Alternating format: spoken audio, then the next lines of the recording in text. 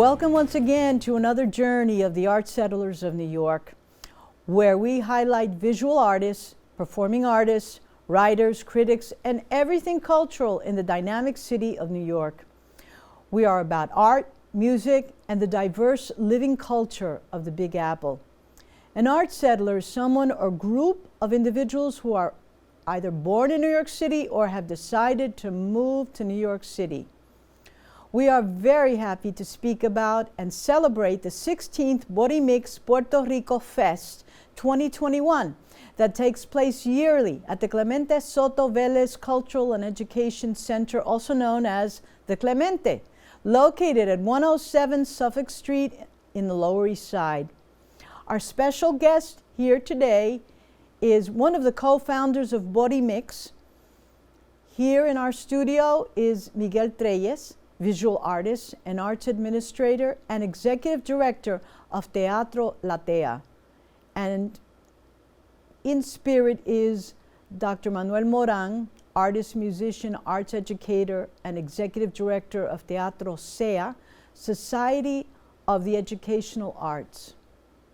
Also in spirit is Libertad Garcia, arts administrator and curator and executive director of Clemente Soto Velez Cultural and Education Center, the Clemente, where all Borimix activities will take place.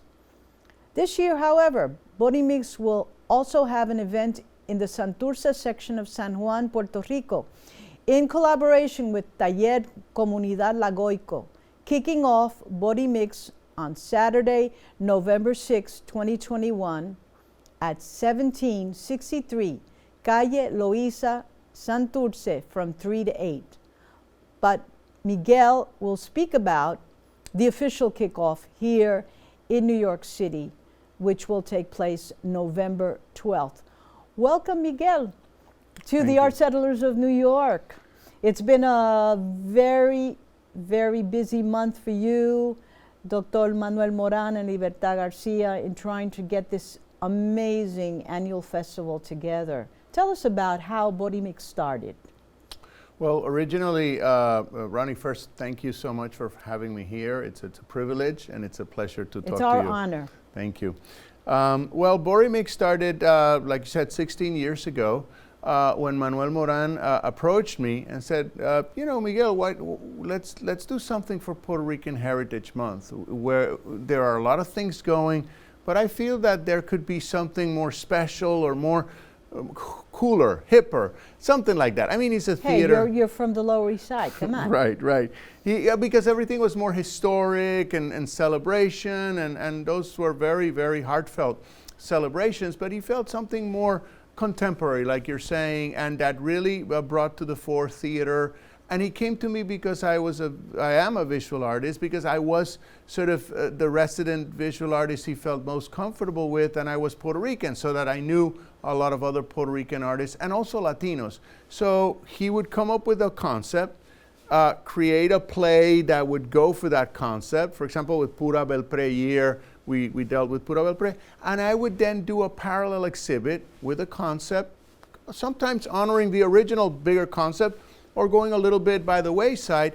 And then we would take pains to, in the first 10 years, for example, Ronnie, we'd take pains to invite not just the Puerto Rican artists from the diaspora that are, you know, all over New York City hanging out and such, but we would also invite artists from North America, from Europe, from wherever, other artists in New York, so that we could share with them La Cosa Nostra, you know, our Puerto Rican thing. So I think that created a very special medley.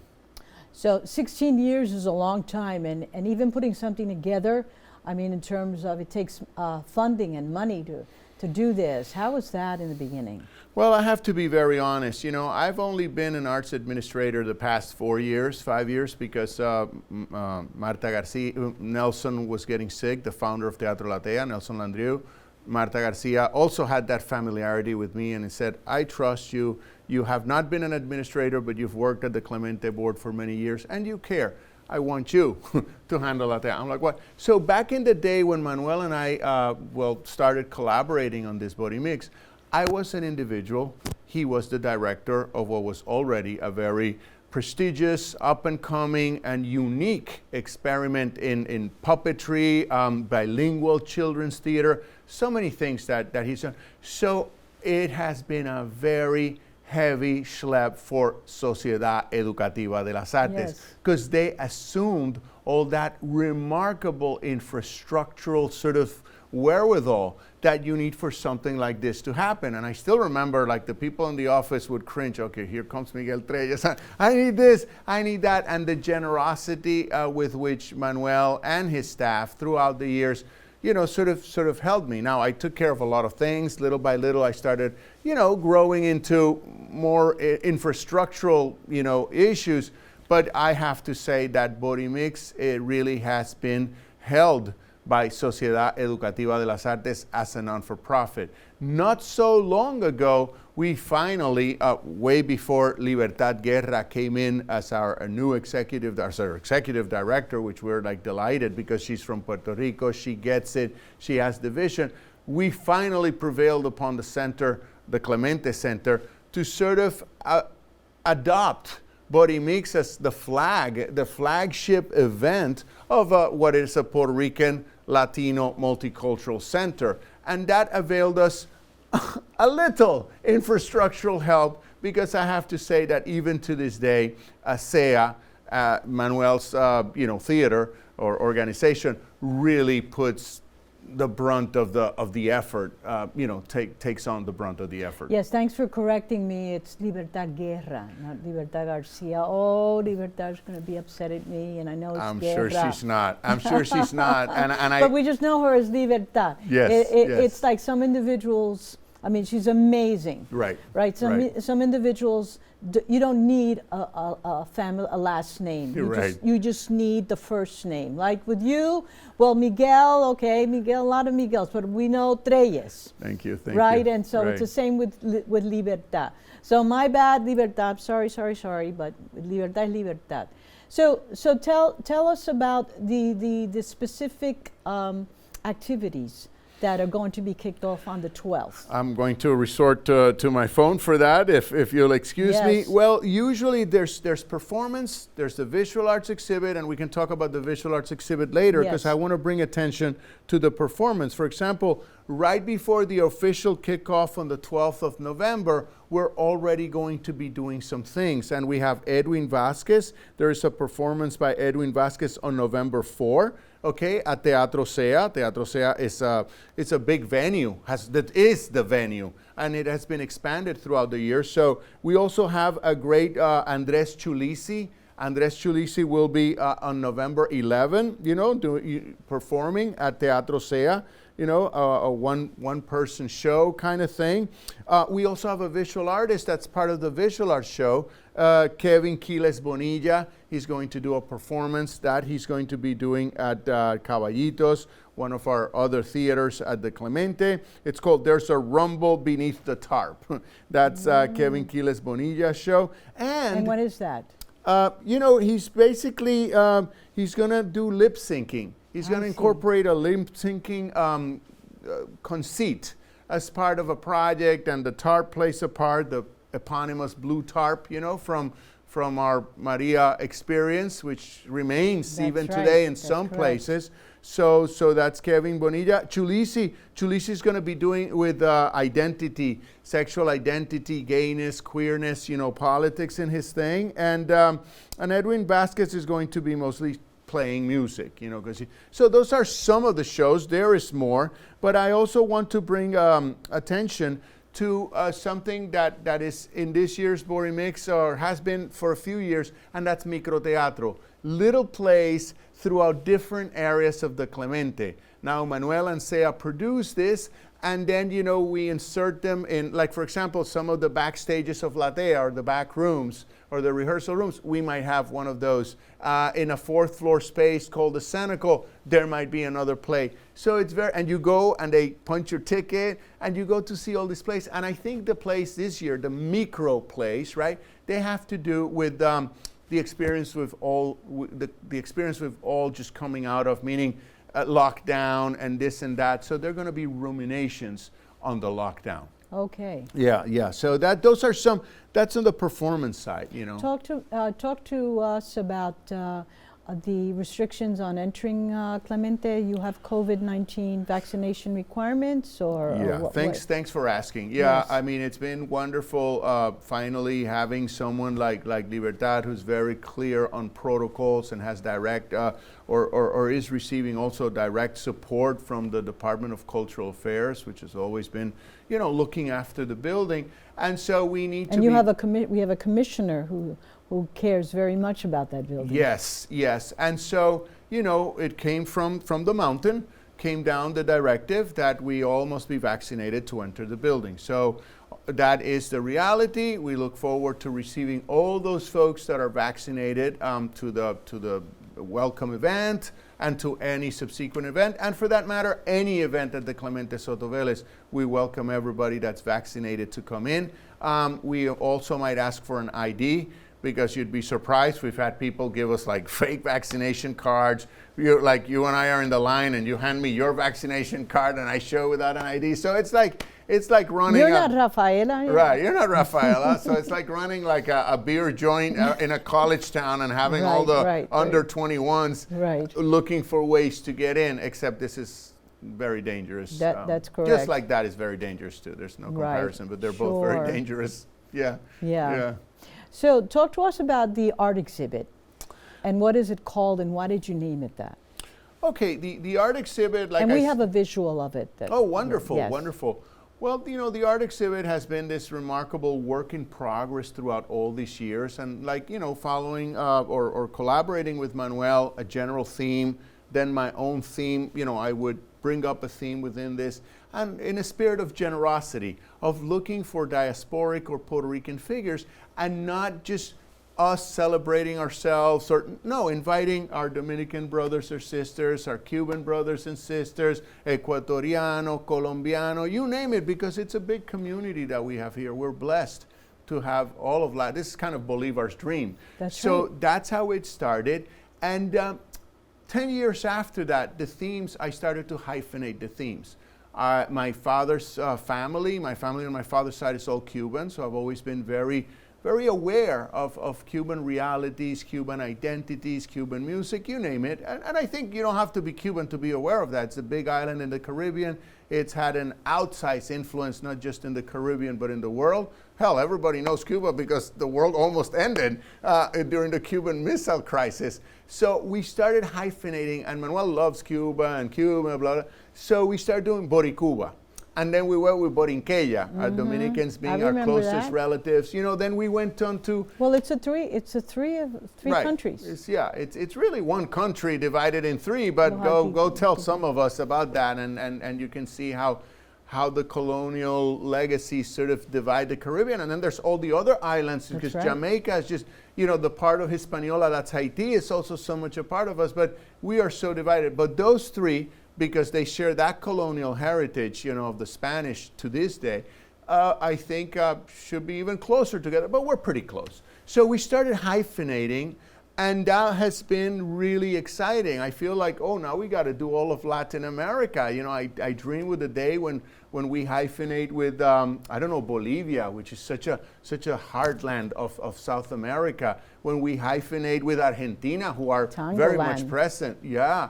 So we've been doing that, and this year the topic changed a little bit, because I wanted to bring it back, and I had conversations with Manuel about this, and later with Libertad, about the three of us talked, and I wanted to bring it to San Juan, because it's 500 years of San Juan, of the establishment of San Juan. Now that's a fraught anniversary if you think about it, right? It's for all our defense, and we are defending, you know, San Juan and Puerto Rico, and culturally, in terms of the political situation and the relationship with the United States. 500 years ago, what we are defending was the invader, was what totally upended a way of life, not just in Puerto Rico, not just in the Antilles, all in a whole hemisphere, whole northern, southern American hemisphere. So it's fraught, and we have gained some perspective, you know, some hindsight. It's always 2020. So I wanted to work something with San Juan. Also, You know, we are all, or some of us have had the privilege of meeting that towering figure of 20th century Puerto Rican archaeology, history, urbanism, but that was Ricardo Alegría. And Don Ricardo Alegría, for all his emphasis on the indigenous, because he was really concerned about our Taino heritage as well as our African heritage, he would not shove under the rug the Spanish heritage. You can't. And he defended the architecture of San Juan. So perhaps a little bit of that spirit came back to me, and everybody agreed. You know, Manuel was hip to it, and Libertad as well. And so this exhibition this year is called Stone Yucayeque. Yucayeque was, you know, the assemblage of the community, as it were, the architectural community of Bohíos and the Bateyes and everything of our Taino, perhaps the Siboneyes as well in the eastern tip of Cuba. So Stone Yucayeque, because we still want to celebrate community, whether it was the original Yucayeques that populated the Antilles, or this new Yucayeque which was brought about by the Spaniards, or for all we know, the palenques of the Africans that were enslaved by those Spaniards and which probably built El Yucayeque de Piedra, with some indigenous help at the beginning until the indigenous were really decimated, right?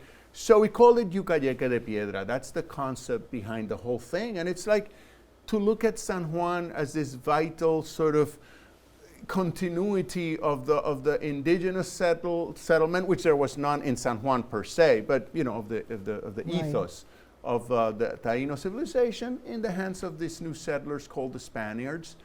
And who knows? You know. Well, you know, it's interesting because even with the controversy over the figure of Christopher Columbus and what's going on in New York, where there have been so many protests, even up to and including, you know, wanting to take down the statue, which was a total insult to the Italian-American community. He paid for it when it was erected. And even considering changing the name of Columbus Circle, the Columbus Circle station. I mean, it goes on and on and on. Now, a lot of the states here in the United States are celebrating the Indigenous Peoples Day as opposed to Columbus Day. But it is, you know, that spirit that you speak about of celebrating an invader, you know, that's something that perhaps historians and anthropologists will look into further. And I need to ask you about the term Latinx. In Puerto Rico, it hasn't really taken, they don't really understand the Puerto Rican artist community. Son puertorriqueños. So Latinx for you, how do you define Latinx in the context of what you're doing with Borimix? I use it as a current term. I'm more pragmatic. I think if that's the term, we'll use it. I just, I don't know what the issues are because these are all sort of technicalities about a misnomer. There is a misnomer about all of the Americans and the Latinos. Well, now it's Latinx, great, but it's still Latino comes from the Romans and the Latin. So why are we called Latins and so fierce about being Latino? Hispanic comes from Hispania, the Spanish. So I don't think any term that we have really encompasses the enormous and sublime diversity that these Americas, presented to the world and have been chastised for presenting to the world, if you will. So I really, to be quite frank, I couldn't care less. I just know that, if that's the term that we're being referred to because some people decided that it needed an upgrade or an update, or Latino point 1, point 2, perhaps I can see the X as an advancement in the gender sort of, evolution today. Well, cool, so be it. No, because Borimix, in one of the promotions for the Borimix event that's going to take place next week in Santurce, it is in collaboration with the New York Latinx Consortium. Yes. So can you speak about that? I can't speak. I know vaguely of it, and I'm going to be part of that event and this is... No, you're going to be part of the event, but what is this consortium I imagine it's people like the Clemente and other groups, coming together, but I haven't been officially informed about it, if there is such a need to but inform. it's a partner then Yeah. with Borimix. And I think the beautiful thing about the Latinx, again, by revamping the name and creating a little bit of a stir, it's also trying to bring us together to address issues of the good, the bad, and the ugly that Right. we always face in our community. Right, Yeah. yeah. So let's use it. Let's not have it use us. Let's use it to drive. So yeah, no, it's definitely the newer generation. That's an identity that they're embracing, particularly the Right. experience. So that's important. The Yeah. experience, and we've got to remember the youth. That's our future. Right, and so- every generation throws its nomenclature up the charts Right. and espouses it and feels. Right, So right. in that sense, I'm like all for it. But like again, because it's Latin, it's already flawed, profoundly flawed. That's Just like correct. Hispanic is also Well, accurate for certain sectors, but it's also profoundly flawed. And if I'm not mistaken, the whole Latin America was the French. They wanted to cash in on Latin America, and Hispanic America sounded too much like the hated Spain. Spanish, so they came up Latin because that encompassed all the Latin peoples in Europe, meaning the Portuguese, Including Portuguese, the yes, in Brazil. Portuguese, the French. So it was a jab at Spain. So here we are being held hostage in our name, something as important as the name. We're being held hostage by European colonial politics. That's correct. Yeah. So And it's interesting, even as during the month that in the United States we celebrate this Hispanic Heritage Month, yes. and Brazil is not part of that celebration. You know? That's absolutely true. And Haiti is not part of that celebration. That's true as well. Because, and yet it's in the first island that was named Hispaniola. And that's And then again, it's the French wanting to cash in and also invading or taking over certain parts of our people and.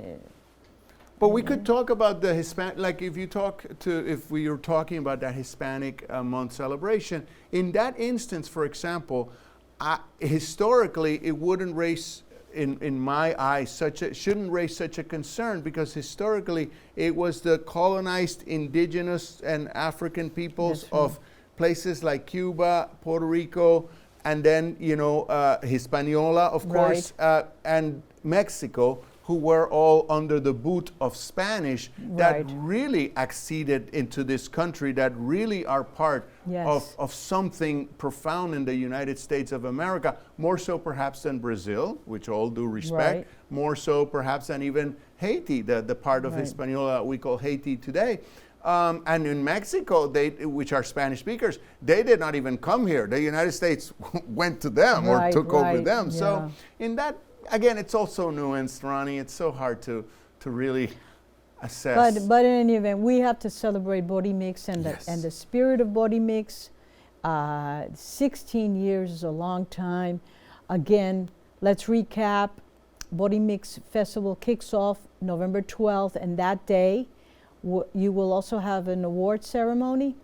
Yes, and for many years, I mean, it's just so funny. Like I would get in there, and as an individual, I did get, let's say, a lot of sponsorship, for example, from Rums of Puerto Rico, and that came through a remarkable Puerto Rican artist called Luis Carle, very generous, who was a friend and a part of the community, and also he was at the Clemente for many years, and so he connected me and Borimix, us, with the Rums of Puerto Rico brand, and for the longest time, I was the point person. We'd get the rum, so I'm like, I'm off to drinking, meeting the galleries, putting the last labels. It's so intoxicating, so exciting. And Manuel's like, in many ways with the rum. And then Manuel's like, no, we got to go down and give this award. So I'm like, you're crazy. I mean, it was under protest that I would go there. And over the years, I have come to thank Manuel profusely, because he created this environment where it's not just the arts and let's check out the arts. And, I'm a kind of the news, no editorials kind of person.